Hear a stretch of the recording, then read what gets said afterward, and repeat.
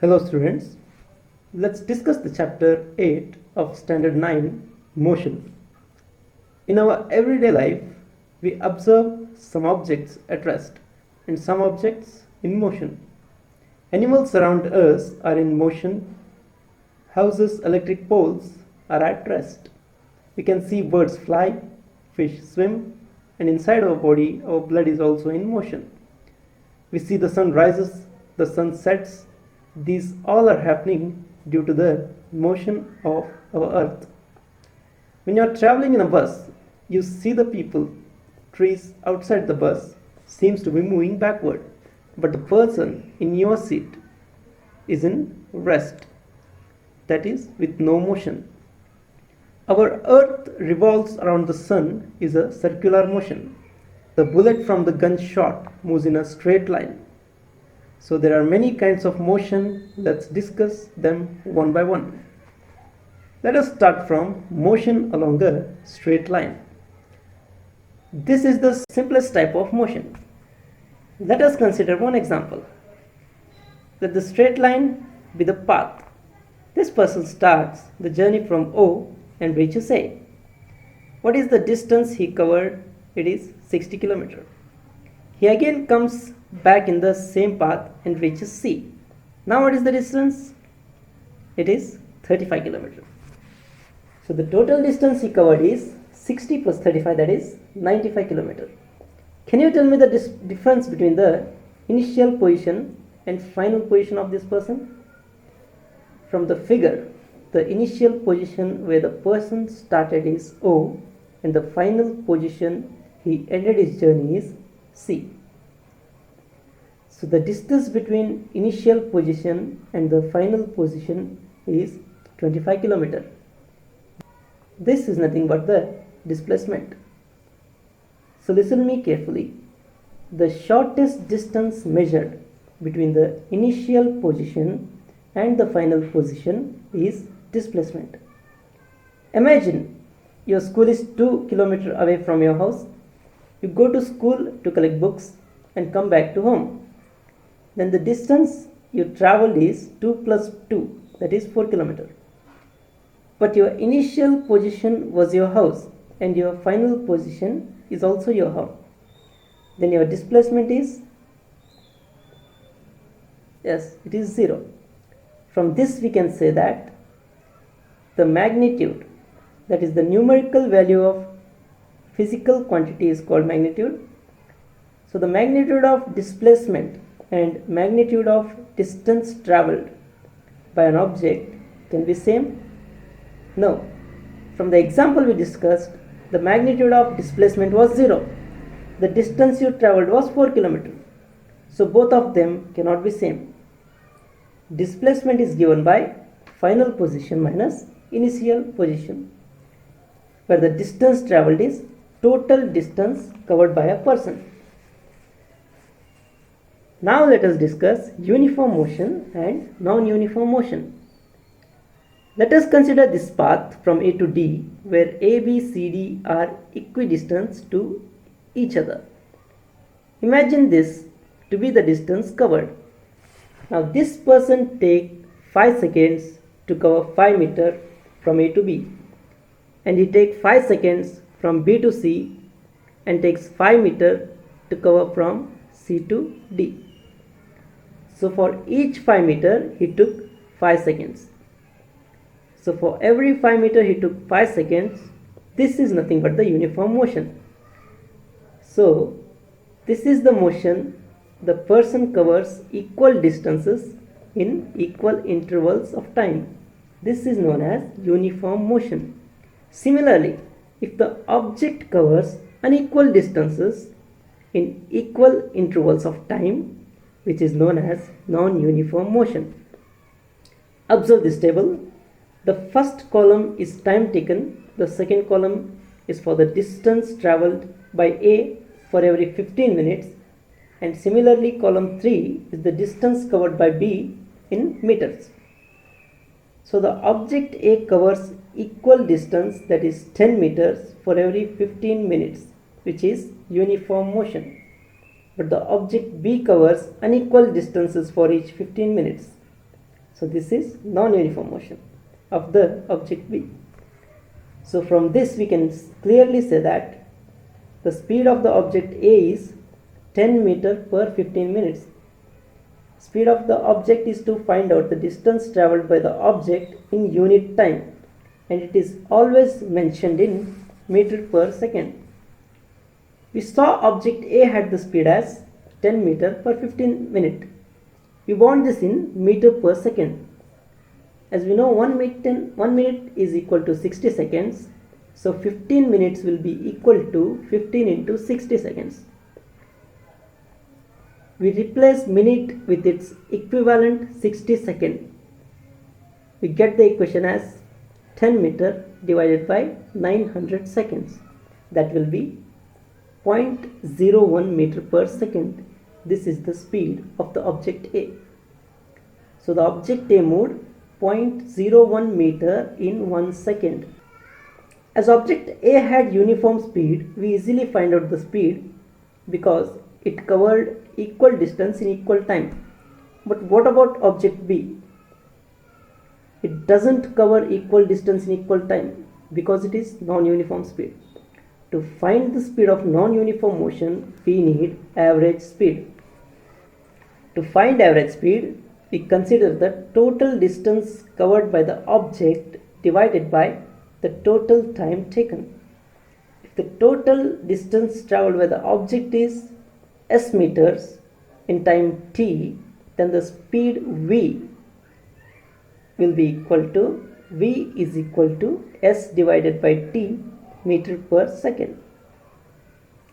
Imagine you travel 100 km in 2 hours. The average speed will be 50 km per hour. You may not exactly cover 50 km in 1 hour. You might have traveled 40 km in first hour and 60 km in second hour. So we need average speed for such type of non-uniform speeds. Let us solve the example 8.1 from our text. An object travels 16 meter in 4 seconds and then another 16 meter in 2 seconds. What is the average speed of the object? So the total distance traveled is 16 meter plus 16 meter, that is 32 meter. The total time he took is 4 seconds plus 2 seconds, that is 6 seconds. We have the formula for average speed as total distance traveled divided by total time, that is v is equal to s divided by t. That will be equal to 32 meter divided by 6 seconds, which is nothing but 5.33 meter per second. Therefore, the average speed of the object is 5.33 meter per second. We discussed about the speed and we didn't spoke about its direction. Let's now learn what is the speed with direction. If we specify the direction of the object along with its speed, the concepts that speak both these aspects will be the velocity. So the velocity is the speed of an object moving in a definite direction. Difference between speed and velocity is we do not specify direction when we speak about speed, but in velocity we specify the direction. Let us see how to calculate velocity of an object. Recall the displacement what we discussed earlier, that the displacement is the shortest distance between initial position and final position of the object. That is Fp minus Ip, that is final position minus initial position.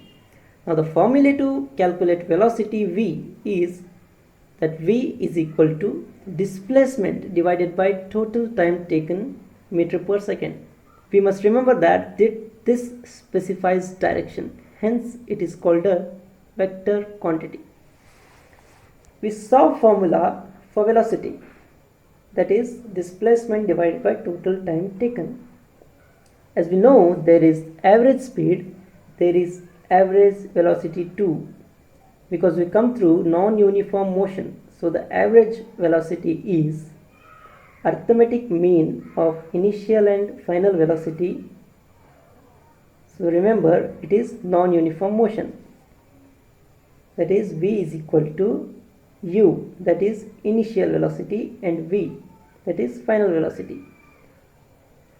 The velocity will be equal to u plus v divided by 2 meter per second with the direction specified.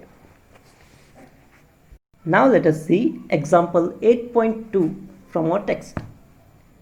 The odometer of a car reads 2000 km at the start of the trip and 2400 km at the end of the trip. If the trip took 8 hours, calculate the average speed of the car in kilometer per hour and meter per second. So the distance covered by car is, the initial reading was 2000 km and the final reading was 2400 km. So the difference will be 400 km. The distance covered by the car is 400 km. The time it took was 8 hours. So the average speed of the car is given as v is equal to s divided by t, where s is the total distance covered and t is total time taken. So s will be 400 and t will be 8 hours. So 400 divided by 8, that will be equal to 50 km per hour. So to convert it into meter per seconds, the kilometer will be 1 kilometer will be equal to 1000 meters and 1 hour will be equal to 3600 seconds. So 50 multiplied by 1000 divided by 3600 by calculation, will get that as 13.9 meter per second. Now let's see example 8.3. Usha swims in a 90-meter long pool.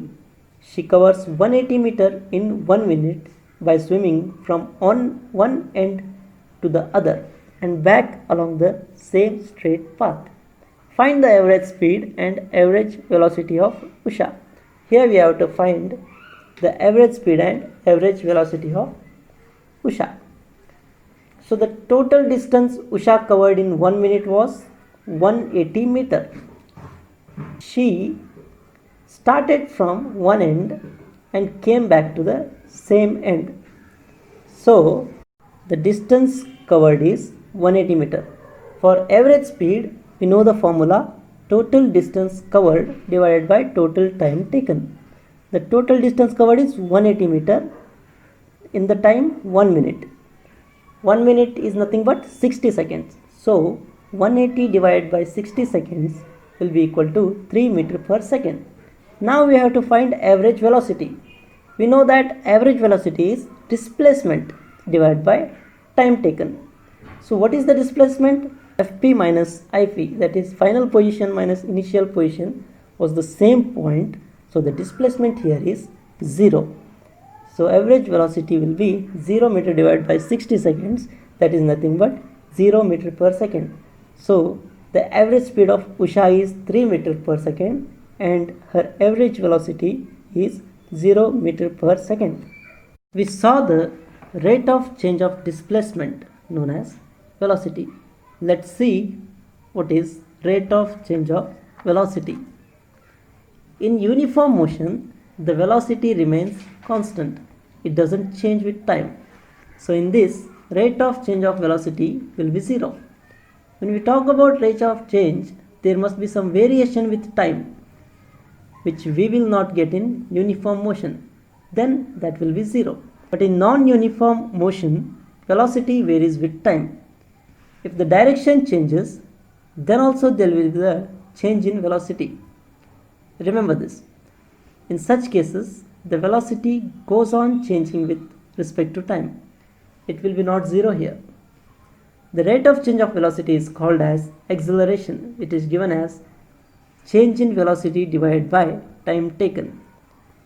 If your initial velocity was u and your final velocity was v, then v minus u meter per second is your change in velocity. Change in velocity v minus u meter per second with respect to time t is acceleration a. Let's put these values as a is equal to v minus u divided by t. Observe the unit, that is meter per second divided by second. If both denominator get multiplied, so the SI unit for acceleration will be meter per second square. As we came to know, acceleration is vector quantity, it has direction. When the acceleration is positive, we must realize that it is in the direction of velocity. If it is negative, then it is opposite to the direction of velocity. If an object travels in a straight line with its velocities increasing or decreasing equally for equal intervals of time, then it is said to be uniform. For example, if you throw a stone vertically from the top of your house, it falls with the equal velocity with respect to time equally, which is an uniform acceleration. If you ride a car in a straight path with a different velocity, that is unequal velocity in equal time interval, then you are in non-uniform acceleration. Now let us solve the example 8.4. Starting from a stationary position, Rahul pedals his bicycle to attain a velocity of 6 meters per second in 30 seconds. Then he applies brakes such that the velocity of the bicycle comes down to 4 meters per second in the next 5 seconds. Calculate the acceleration of the bicycle in both the cases. In the first case, he started from a stationary position. Then the initial velocity will be 0, that is u is equal to 0. And he attained the velocity of 6 meters per second, that is final velocity, that is v is equal to 6 meters per second. He took the time t as 30 seconds. So we know the equation a is equal to v minus u divided by t. By substituting the values, v is 6 meters per second minus u, that is 0 meters per second, divided by t, that is 30 seconds. So 6 meters per second divided by 30 seconds, we will get as 0.2 meter per second square. So in the second case, initial velocity was 6 meters per second, and he applies the brake to attain the velocity 4 meters per second. So here the initial velocity is 6 meters per second and the final velocity is 4 meters per second. He took the time 5 seconds. We know the formula a is equal to v minus u divided by t. The final velocity was 4 and the initial velocity was 6. So 4 minus 6 and the time t is 5 seconds. So 4 minus 6 divided by 5, we will get as 0.4 meter per second, that too in minus direction. Minus direction represents the velocity is going down and the acceleration also decreases. Let us now discuss graphical representation of motion. In mathematics, you have learnt how a straight line graph helps in solving a linear equation having two variables. Let's now describe the motion using line graphs. Let's discuss distance time graphs. The horizontal line in x-axis represents time in minutes. The vertical line in y-axis, it represents distance in kilometers. This distance time graph can be used under both uniform speed and non-uniform speed and also at rest. We know uniform speed is when an object travels equal distance in equal intervals of time. So the distance traveled will be proportional to the time taken directly. Hence, a graph of distance traveled against time will be a straight line. Now let's find speed using distance time graph. Let A and B be the small part of distance traveled, and draw a line parallel to x-axis from point A and another line parallel to the y-axis from point B. These two lines meet at point C. We observe it formed a triangle ABC.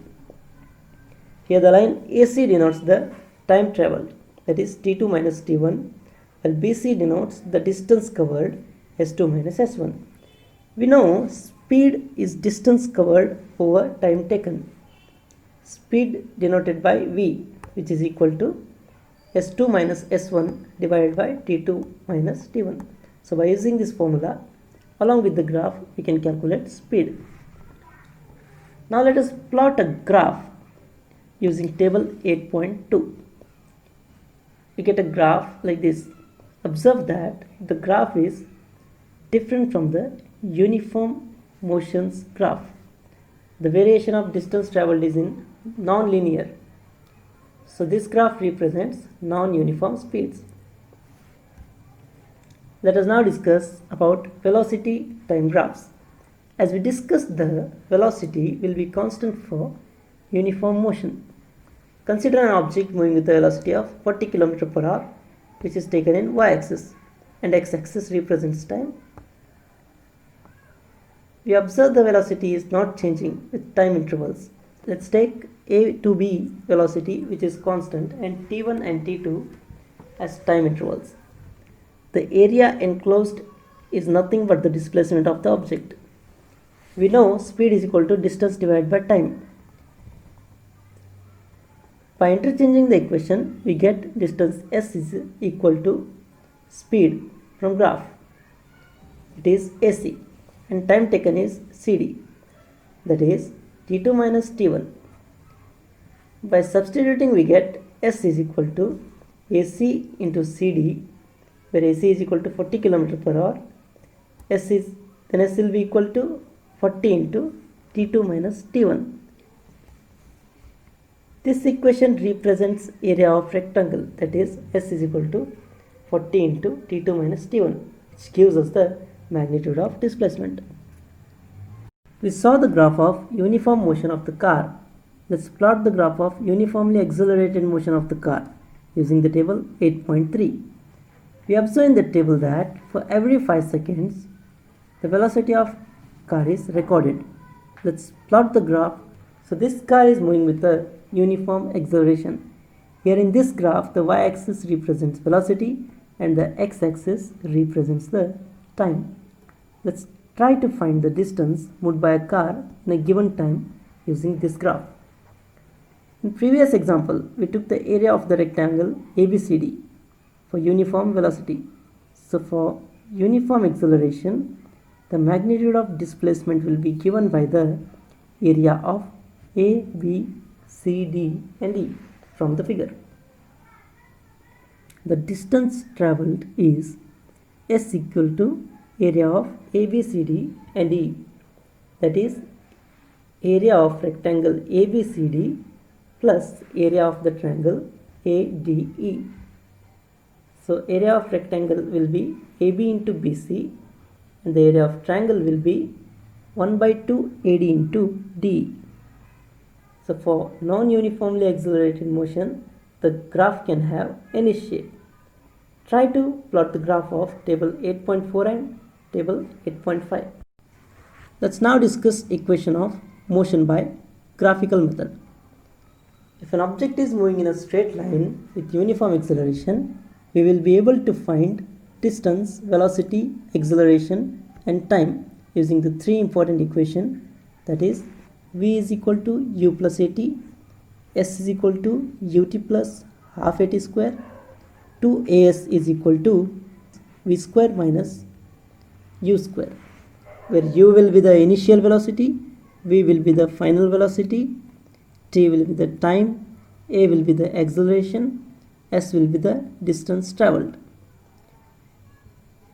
From this equation, v is equal to u plus at describes the velocity and time relation, and s is equal to ut plus half at square represents position time relation, where 2as is equal to v square minus u square represents relation between the position and the velocity. Let's now see how to derive this equation. Equation for velocity time relation. Let us consider this velocity time graph. Here the initial velocity is u at point A, which increases to v. At point B in time t. Let's draw BC and B lines from point B. Here the initial velocity represented by BC and the time interval t represented by OC. But the graph BD will be equal to BC minus CD, which represents velocity in time interval t. Let us draw AD parallel to OC. Now from this we get BC will be equal to BD plus DC, that is nothing but BD plus OA. Substitute BC as V, OA as U, and we get V is equal to BD plus U, or BD is equal to V minus U. We know acceleration is change in velocity by time taken. That is, here BD divided by AD is equal to BD divided by OC. Substitute OC is equal to T. Then A will be equal to BD divided by T, or BD is equal to A into T. Putting this in equation, AT will be equal to V minus U, or V is equal to U plus AT. Now let's see position time relation. In the same graph, the distance traveled by object is obtained by the area of OABC as we discussed in previous. Therefore, we have distance S is equal to area of OABC, that is area of rectangle OADC plus area of triangle ABD. Area of rectangle is given as OA into OC plus area of triangle ABD is given as AD into BD. Substitute OA as U, OC as T, which is AD2, and BD as AT, as we found earlier in the above graph. By substituting these things, we'll get S is equal to U into T plus half into T multiplied by AT. So the final equation will be S is equal to UT plus half AT square. Let us now discuss position velocity relation using the same graph. We discussed distance S is obtained by area of the trapezium OABC. So area of trapezium is given as half into sum of parallel sides multiplied by distance between them. That will be 1 by 2 into OA plus BC, that is sum of sides, multiplied by OC, that is distance between them. By substituting OA is equal to U, BC is equal to V, and OC is equal to T, we get S is equal to U plus VT divided by 2. If we get the value of T from V is equal to U plus AT, T will be equal to V minus U divided by A. So S will be equal to V plus U multiplied by V minus U. That will be in A plus B into A minus B form. So 2AS will be equal to V square minus U square.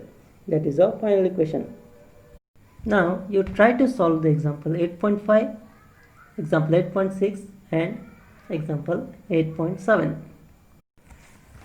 Now let us know what is uniform circular motion. We know acceleration occurs when there is change in velocity. Velocity is a vector quantity. It means it has both magnitude and direction. If any of the quantity changes, then there is an acceleration. So till now we changed only magnitude. What if it has some same magnitude of velocity but the direction is changing? Will there be acceleration? Yes, there will be acceleration. If you are running along a rectangular path, it has 4 corners. So at every corner you have to change the direction. Although you are in same speed, then there is a acceleration. Similarly, in circular motion, you will be changing your direction at every point, which is known as uniform circular motion. Since the circumference of the circle of a radius r is given by 2 pi r in time t, then the velocity is given by v is equal to 2 pi r divided by t. This gives you the velocity. The athlete throwing discus throw, rotation of the earth, cyclist cycling around a circular path, these all comes under uniform circular motion. So this is uniform circular motion. This ends the chapter motion. Try to find exercise questions. If come through any doubts, comment below. Thank you.